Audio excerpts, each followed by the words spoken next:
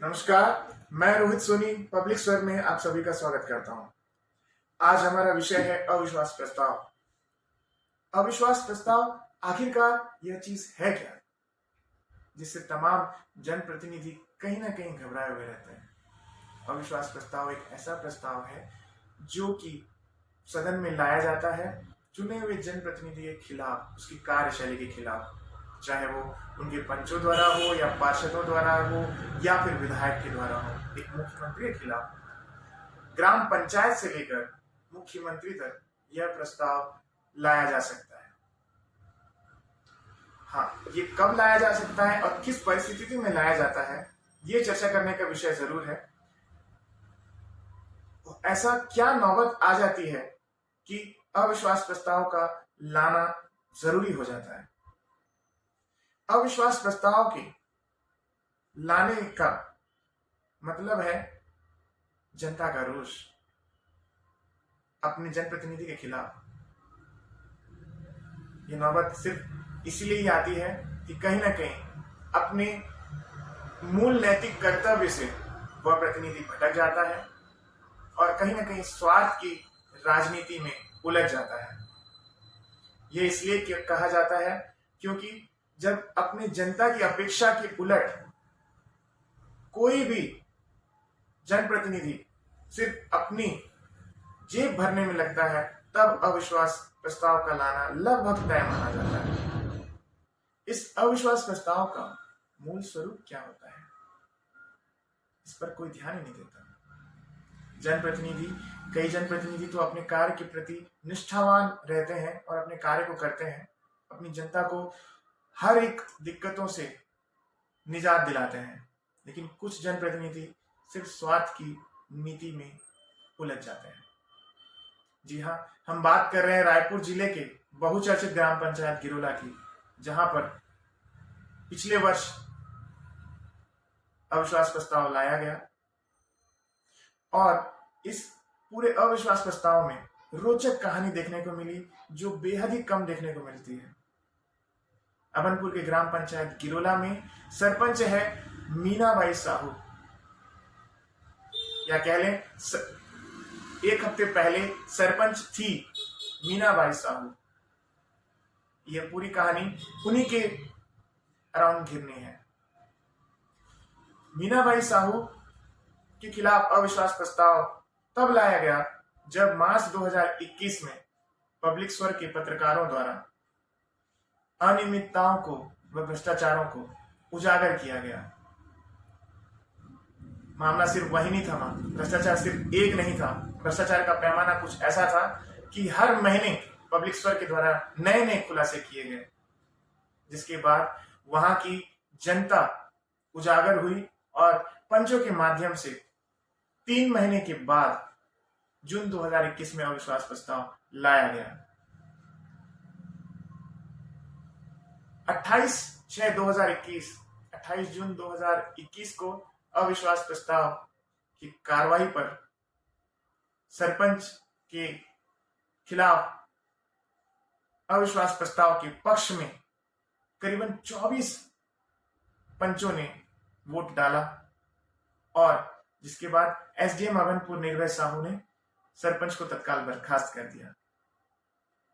इस सब में रोचक बात यह रही कि सरपंच ने 26/6/2021 को रिट याचिका दायर की थी, जिसकी सुनवाई 29/6/2021 को हुई और हाई कोर्ट ने यह तुरंत फैसला दे दिया कि सरपंच को अंतरिम राहत दी जाती है और पुनः सरपंच अपने पद पर काबिज हो जाता है।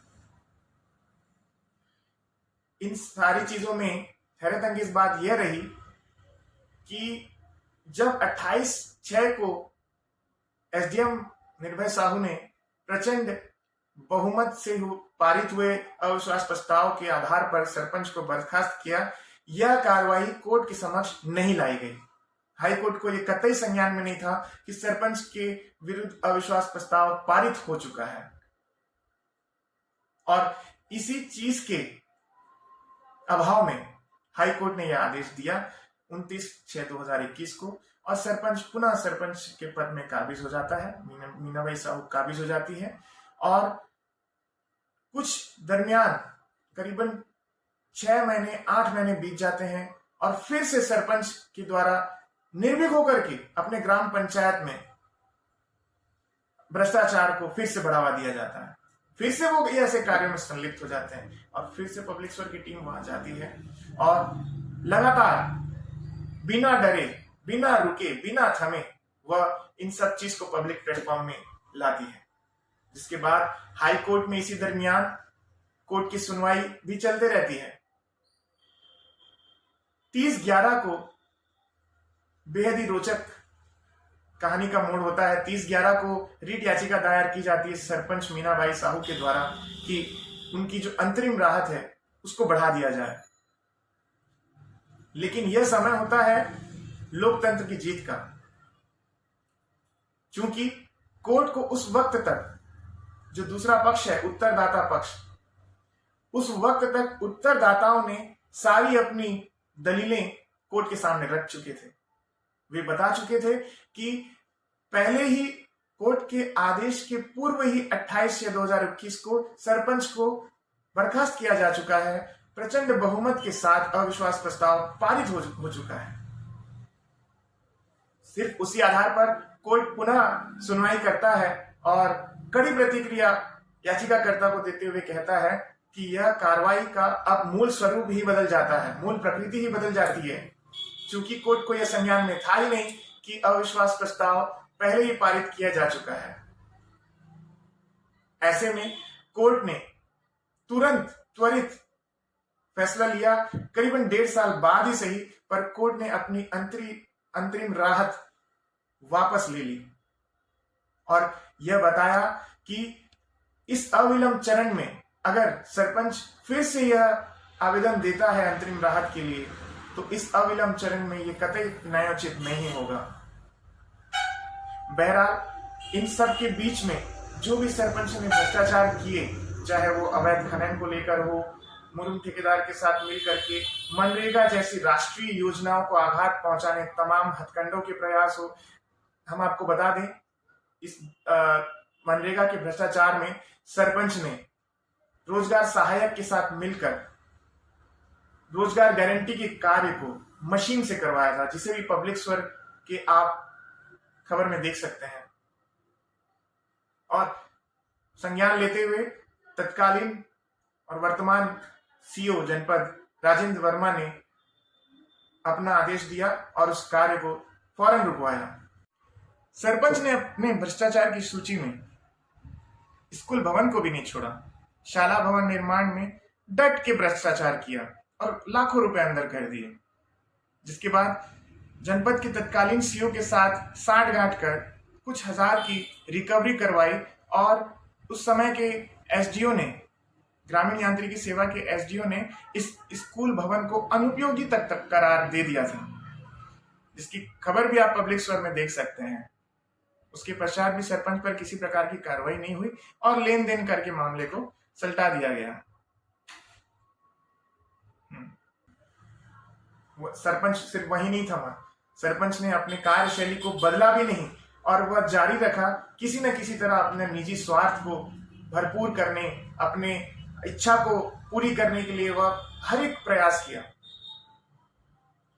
ये सब चीजें तो होती रही, लेकिन कहीं ना कहीं लोगों के मन में ये जिज्ञासा रही कि आखिर ऐसा कौन सा हथकंडा सरपंच ने अपनाया कि अविश्वास की कार्रवाई के बाद भी उसको अंतरिम राहत भी मिली और उसके बाद वो सरपंच भी बन गया और 1.5 साल तक वित्तीय प्रभार संभाले रखा और फिर से अपना कार्य को जारी कर दिया। उसने बिना पंचों को अपने विश्वास में लिए, बिना जनता को अपने विश्वास में लिए वो कार्य चालू रखा। बहरहाल ये सब चीज तो होती ही रहेगी, लेकिन जो इसमें मूल चीजें निकल के आती है कि जो हाई कोर्ट को भी गुमराह कर सकता है, वैसा सरपंच बहुत ही कम देखने को मिलता है। ये प्रक्रिया न्यायालय की प्रक्रिया है, उच्च न्यायालय की प्रक्रिया है कि किस तरह से सरपंच की इस गुमराह करने के तरीके को वो देखती है, लेकिन यह भी सजा के दायरे में जरूर आता है। कई लोगों ने ऐसा आरोप भी लगाया कि सरपंच ने सुनियोजित तरीके से कोर्ट को अंधेरे में रखा। ये तो कोर्ट भी जानता था कि 1.5 साल तक अपनी कार्रवाई को छिपाया क्यों उसने एक बार भी अपने रीट याचिका से पहले संशोधन नहीं किया कि कार्रवाई पहले ही हो चुकी है। ऐसा कोर्ट को उन्होंने नहीं बताया। कोर्ट ने आखिरकार जनता की जीत को देखते हुए, लोकतंत्र की जीत को सुनिश्चित करते हुए यह आदेश पारित किया कि सरपंच को दी गई अंतरिम राहत पिछले 10 दिन पहले ही वापस ली गई और उसके बाद त्वरित संज्ञान लेते हुए एसडीएम और जनपद सीओ ने नए सरपंच की नियुक्ति या कह ले कार्यवाहक सरपंच की नियुक्ति के लिए सचिव को सरपंच स्थानापन्न के आदेश दे दिए। इसी प्रकार की रोचक खबरों के लिए बने रहिए पब्लिक स्वर के साथ। धन्यवाद।